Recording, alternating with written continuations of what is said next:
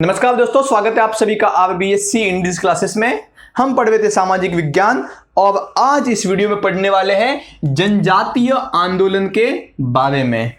जनजातीय मतलब क्या? देखिए, जनजातीय जो जाति, जो लोग वनवासों में मतलब वनों में रहते हो, जंगलों में रहते हो, पहाड़ी इलाकों में रहते हो, जो दूर दुर्गम क्षेत्र में रहते हो, वे सभी जनजाति होते हैं। मतलब जो आदिवासी, सीधा सीधा कहूँ तो जो आदिवासी लोग होते हैं वो होते हैं जनजाति लोग। जो लोग आदिवासी होते हैं वो कौन होते हैं? जनजाति लोग होते हैं। तो उन्होंने भी आंदोलन किया, उन्होंने भी विद्रोह किया। किसके खिलाफ? अंग्रेजों के खिलाफ। जो ब्रिटिश ईस्ट इंडिया कंपनी आई थी व्यापार करने के लिए, पहले तो एक व्यापारी बन के आई, लेकिन धीरे धीरे एक शासक बन गई। उनके खिलाफ जनजातीय लोगों ने भी आंदोलन किया। जो British east India company Bharat में आई थी, वो आई थी व्यापार के लिए, वो आई थी भारत को लूटने के लिए। भारत के पास जो धन था, बहुत अपार, जो भारत में जो संपन्नता थी, उसको लूटने के लिए आए थे ये लोग, ब्रिटिश ईस्ट इंडिया कंपनी। तो सीधी सी बात है, जब इनका लक्ष्य ही वो है कि भाई हमें जितना हो सके उतना पैसा कमाना है, यहाँ से जितना हो सके उतना धन कमाना है, उनका लक्ष्य ही ये था कि भाई निचोड़ के लेना है। तो जब शहरी इलाकों से बहुत ज़्यादा लूट लिया तो फिर चल पड़े जंगलों की ओर, चल पड़े पहाड़ों की ओर, और वहाँ पर जाकर लोगों को लूटने लगे, आदिवासियों को भी लूटने लगे। क्योंकि आदिवासी जो होते हैं वो अलग रहते हैं, तो उन वहाँ पर भी जाके वो लोग अपना कब्जा करने लगे, उन पर भी टैक्स लगाने लगे। सीधी सी बात है, आदिवासी लोगों में गुस्सा उमड़ा, गुस्सा फूटा और विद्रोह होने लगा। ठीक है, देखिए, जनजातीय आंदोलन पढ़ने से पहले मैं आपको कुछ बातें बता देता हूं। देखिए, 23 जून 1757 प्लासी का युद्ध हुआ। प्लासी का युद्ध होने के बाद बंगाल में तो भाई इनकी बल्ले बल्ले हो गई। ब्रिटिश ईस्ट इंडिया कंपनी की बंगाल में सत्ता तो बनी गई, बंगाल में तो अपना जो शासन था वो स्थापित हो ही गया। फिर 22 अक्टूबर 1764 में हुआ बक्सर का युद्ध। बक्सर के युद्ध में अन्य प्रांत भी थे, जैसे बिहार था, बंगाल भी था, मतलब और भी बहुत सारे प्रांत थे, उन्होंने भी बक्सर के युद्ध में हिस्सा लिया था। जिसके चलते भारत के बहुत से राज्य में, बहुत से क्षेत्रों में भी इनकी जो शासन करने की जो इच्छा थी वो पूरी होने लगी। धीरे धीरे ये भी वहां पे जाके उपनिवेश करने लगे, अपना उपनिवेशवाद बढ़ाने लगे। तो एक तरह से कह सकते हैं कि बक्सर के युद्ध के बाद धीरे धीरे अपना जो है साम्राज्य फैलाते गए, अपना उपनिवेशवाद फैलाते गए, लोगों पे टैक्स लगाते गए, पैसा लूटते गए। अपनी जो नीतियां थी, चाहे वो धार्मिक नीति हो, लोगों को जबरदस्ती ईसाई धर्म में बदलना हो, इस प्रकार कई प्रकार की नीतियों से जो लोग थे, जो सामान्य लोग थे, वो भी उनसे बहुत ही नाराज थे, बहुत ही गुस्से में थे। तो इसी गुस्से का परिणाम निकला ये बहुत सारे विद्रोह। इस वीडियो में हम 5 विद्रोह के बारे में पढ़ने वाले, 5 आंदोलनों के बारे में पढ़ने वाले हैं, वही हम आज पढ़ेंगे। तो आज हम पढ़ेंगे बंगाल तथा पूर्वी भारत, मतलब पूर्व की ओर जो भारत है, वहां पर जनजातीय लोगों ने जो आंदोलन की, जो विद्रोह किए, वो सब हम पढ़ेंगे। तो सबसे पहला विद्रोह है सन्यासी विद्रोह। सन्यासी विद्रोह, देखिए, इसके नाम से पता चलता है कि सन्यासी मतलब जो सन्यासी लोग होते हैं, जो साधु लोग होते हैं, जिन्होंने घर गृहस्थी त्याग दी है, मोह माया त्याग दी है, वही सन्यासी लोगों ने मिलकर विद्रोह किया। फिर सन्यासी लोगों को विद्रोह करने की आवश्यकता क्या पड़ी? वो तो जीवन से मुक्त हो चुके हैं।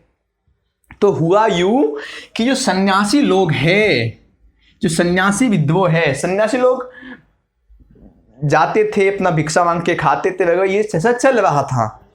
लेकिन सन्यासी लोगों पर भी धीरे धीरे पाबंदी लगाने लगे। जो इनके धार्मिक स्थान थे, मंदिर थे, इनकी जो धार्मिक यात्राएं थी, इन पर भी पाबंदियां लगाने लगी। तो इनका गुस्सा भी फूटने लगा। और दूसरी ओर गिरी संप्रदाय ने भी इस सन्यासी विद्रोह में बढ़ चढ़ के भाग लिया। जो अंग्रेजी साम्राज्य था, जो ब्रिटिश कंपनी थी, वो ब्रिटिश कंपनी किसानों पे बहुत सारे टैक्स लाद दिए, बहुत ज्यादा टैक्स लाद दिए। खेती करो न करो, आपको टैक्स देना ही पड़ेगा। अकाल पड़े या बारिश हो, टैक्स देना ही पड़ेगा। फसल खराब हो या बचे, टैक्स तो देना ही पड़ेगा। मतलब टैक्स किसी भी हाल में देना ही पड़ेगा, कर जो है देना ही पड़ेगा। जो कर नहीं देता था उसकी भूमि जो है छीन ली जाती थी, जब उनकी भूमि पर जबरदस्ती अधिकार कर लिया जाता था। तो इससे जो बहुत सारे किसानों ने खेती करना ही छोड़ दिया, अभी जब खेती करना ही छोड़ दिया तो किसान अब खाए क्या? तो खाने के लिए किसान भी इन सन्यासियों के साथ जाके मिल गए और इनका हिस्सा बनते गए। ठीक है ना। देखिए ये जो सन्यासी विद्रोह था ये मुख्य तौर पर बंगाल और बिहार के क्षेत्रों में फैला था। बंगाल और बिहार अगल बगल में ही है, तो बंगाल और बिहार के क्षेत्रों में फैला था। ये 1769 से 70 के बीच में ये विद्रोह हुआ था। उस समय 1770 के आसपास बंगाल बिहार में मतलब उन क्षेत्रों में भीषण अकाल पड़ा था। बहुत ज्यादा जो है बारिश हुई नहीं और अकाल पड़ गया। अकाल पड़ने की वजह से क्या हुआ भाई, किसानों को टैक्स तो देना ही देना है ना, तो अभी टैक्स देना पड़ेगा। लेकिन अकाल पड़ा, फसल ही नहीं, टैक्स क्या दे। लेकिन अंग्रेजों ने टैक्स तो लिया, जो टैक्स नहीं देते उनकी भूमि को हथिया लिया। किसान सब नाराज, भाई किसानों के पास कुछ है ही नहीं, दूसरा रास्ता क्या करे क्या। तो वो लोग जाके सन्यासियों के साथ मिल गए और मिलने के बाद सन्यासियों पर भी, देखिए सन्यासियों पर भी क्या किया था, धार्मिक प्रतिबंध तो सन्यासी लोगों पर भी लगा ही दिया था। इसके जो कारण है मुख्य तौर पर कि सन्यासियों पर धार्मिक प्रतिबंध लगा दिया और जो किसान लोग थे उन पर कर टैक्स जो है लगातार बढ़ाते गए। तो एक तरफ सन्यासी इनसे नाराज, दूसरी तरफ जो किसान थे वो भी नाराज थे और वो भी जाके सन्यासियों के गुट में मिल गए। उन्होंने भी सन्यास ले लिया और सभी सन्यासी मिलकर क्या करते थे, जो वहां के अमीर ज्यादा लोग थे, जो अमीर पैसों वाले लोग थे, पहले तो उनको जाके लूटने लगे, उनको जाके धन मन लूटते थे और लूट लूट के वो लोग खुद भी खाते थे और जो गरीब लोग होते थे उनको भी देते थे। इसके अलावा इतना होने के बाद ये लोग धीरे धीरे अंग्रेजी कंपनी में जितने भी जो लोग थे, जो शासक थे, जो अधिकारी थे, उनको भी लूटने लगे, उनको भी मारने लगे और वहां से धन जो अनाज होता है वो हथियाने लगे, खुद भी खाने लगे, गरीबों को भी खिलाने लगे।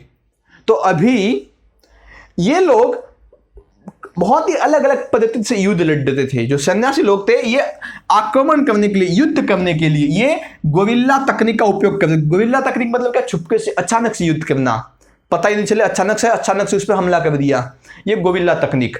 ये लोग क्या करते थे भाई, 5-7 हजार की इनकी टुकड़ी बन गई थी, गैंग बन गई थी 5-7 हजार की। एक जगह जाते थे, धावा बोलते थे और वहां से सब लूट लाट के आ जाते थे। और कुछ 500 हजार की भी ऐसे अलग अलग गुट बना के रखे थे। तो लूट जहाँ पे जाते थे अंग्रेजी जो अधिकारी थे उन पर अटैक करते थे, लूटते थे और अपना पेट भरते थे और दूसरों का भी पेट पालते थे, गरीब लोगों का भी।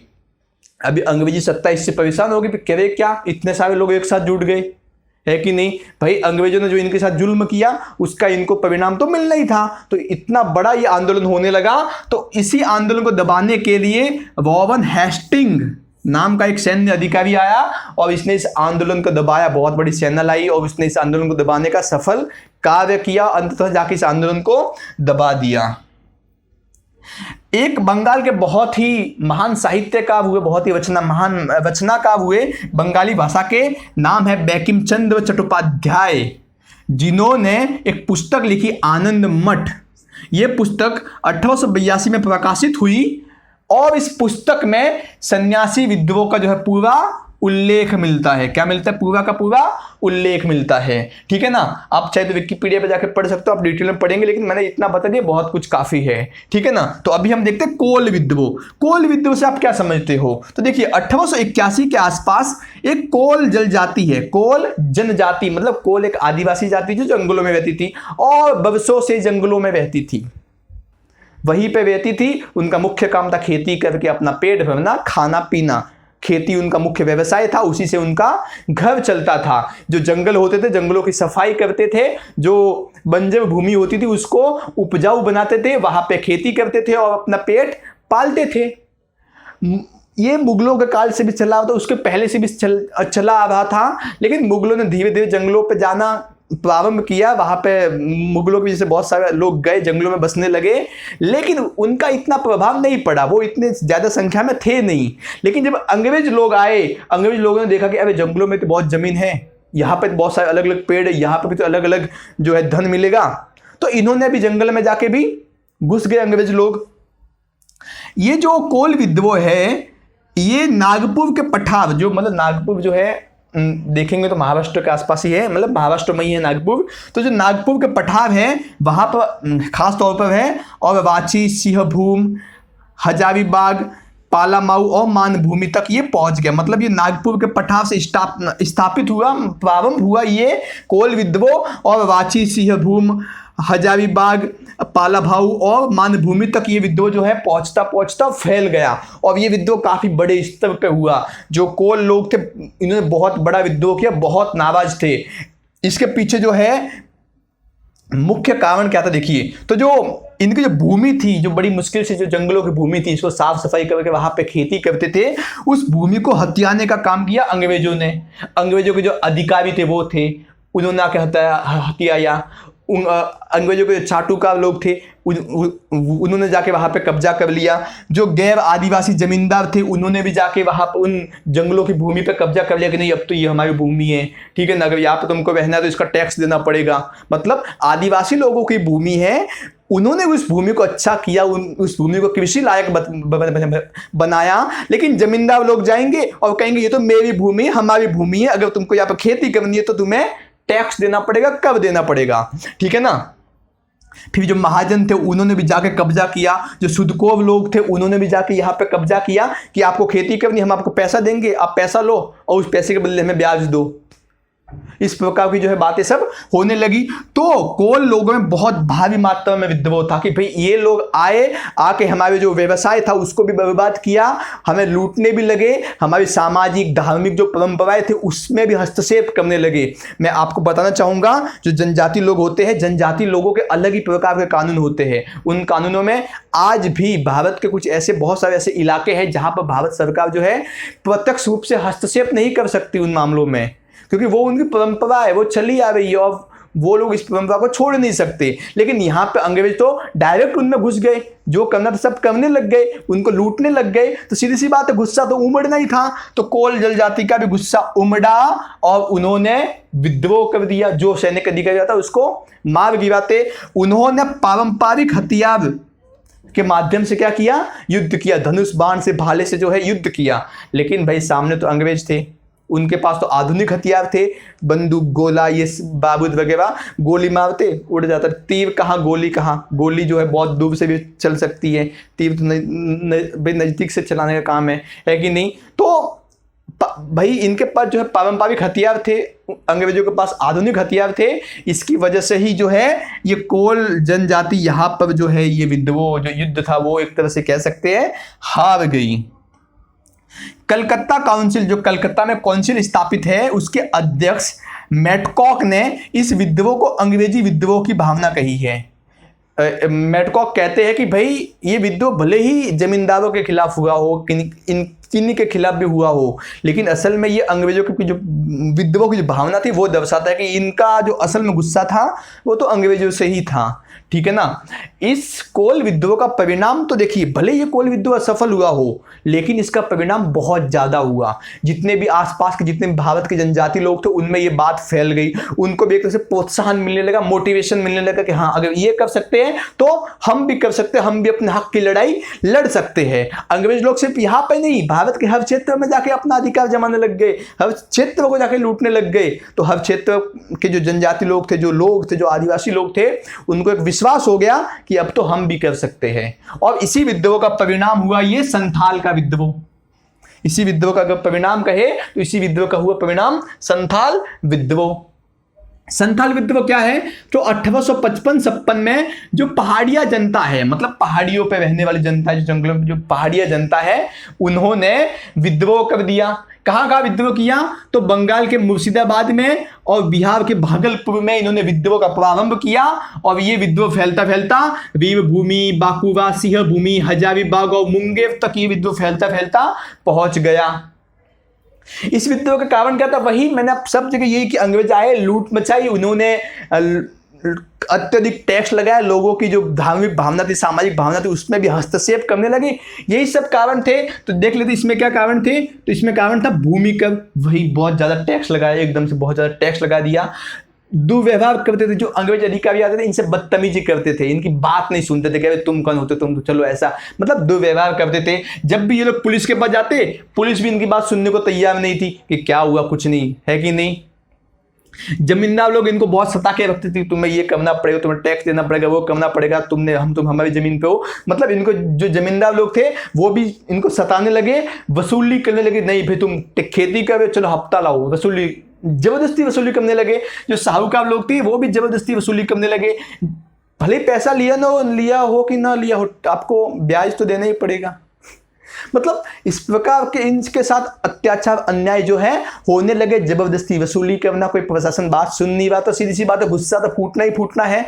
गुस्सा फूटा और विद्रोह हुआ। 1855 से लेकर 56 के बीच में विद्रोह हुआ। और इस विद्रोह का नेतृत्व कौन कर रहा था, लीडरशिप इन विद्रोह का कौन कर रहा था? तो दो भाई थे, एक का नाम था सिंधु और एक का नाम था कानू। ये दो भाई ने, इन दो भाइयों ने मिलकर पूरे विद्रोह को संभाला और बड़े स्तर पर लेके गए इन विद्रोह को।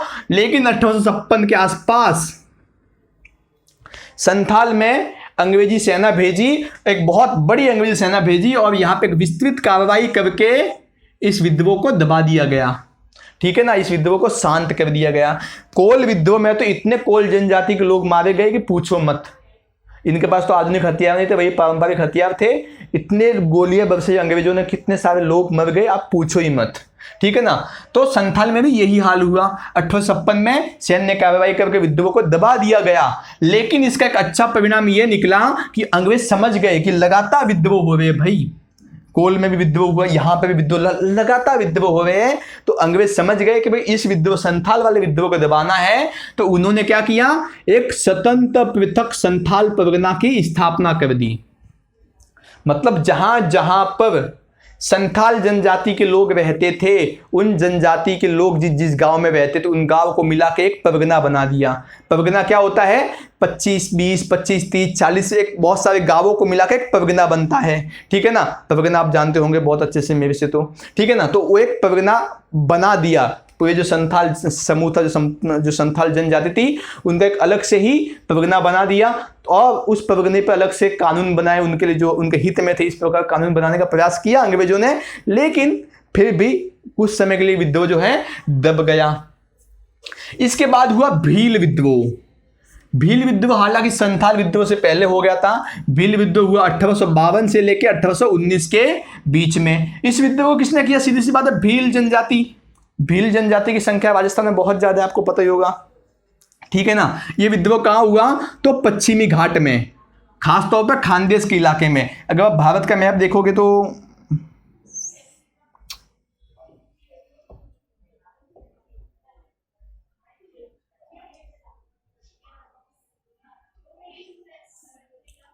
ये यहां का आप हिस्सा समझिए। ठीक है ना,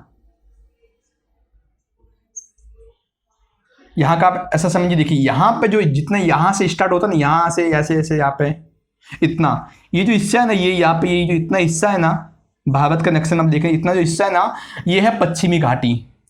इस पश्चिमी घाटी में ही ये भील विद्रोह उमड़ा। और जो खानदेश, जो महाराष्ट्र में खानदेश है, उस इलाके में तो कुछ खास ही ये विद्रोह जो है बहुत ही बढ़ चढ़ के आगे आया। खानदेश के इलाके में तो महाराष्ट्र में आता है खानदेश।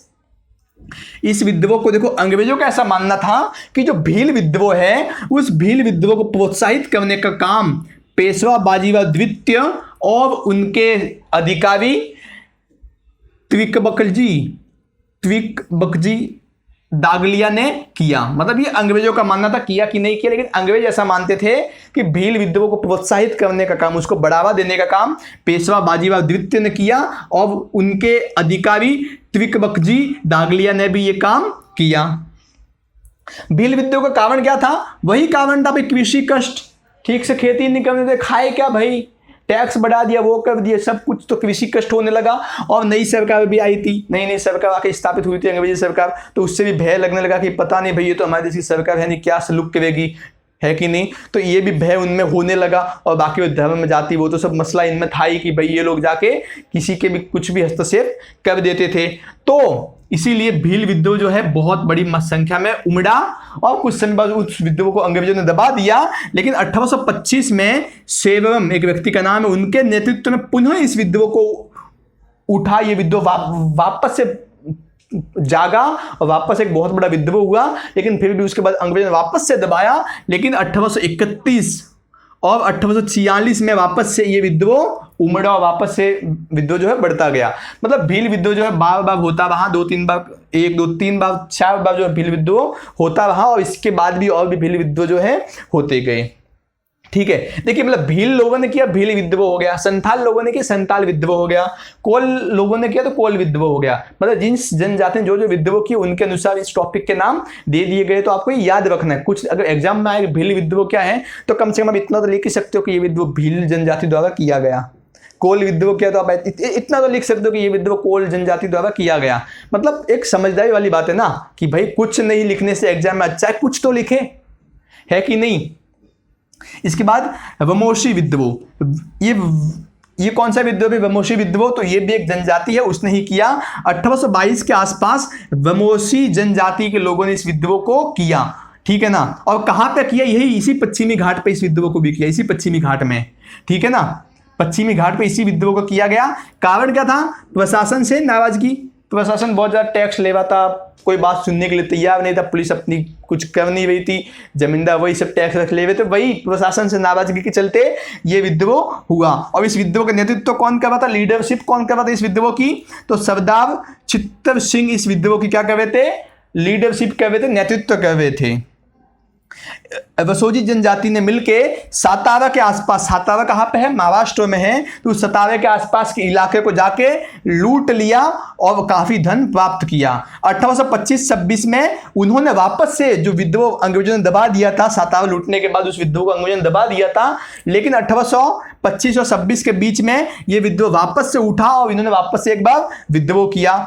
और इस बार जो दूसरी बार विद्रोह उठा, तो इस बार इस विद्रोह को दबाने के लिए अंग्रेज सैनिकों ने बहुत ज्यादा बल लगाया, बहुत ज्यादा सैनिक भेजे और इस विद्रोह को अंत में क्या किया, दबा दिया। तो आज हमने पढ़ा आपके तीसरे अध्याय का जनजातीय आंदोलन, ठीक है। इसके संबंध में आपको कोई भी डाउट हो तो आप अवश्य ही मुझे बिंदास होकर बताइए, आपके लिए मैं हमेशा तैयार बैठा हूं। काफी मेहनत करते, एक लाइक बनता तो है यार, दे दो, सब्सक्राइब कर दो ना, इतना मेहनत करके आपको पढ़ा रहे तो आप जुड़े रहोगे हमारे साथ, बने रहोगे हमारे साथ, अच्छा होगा, है कि नहीं। तो आज के लिए बस इतना ही, धन्यवाद।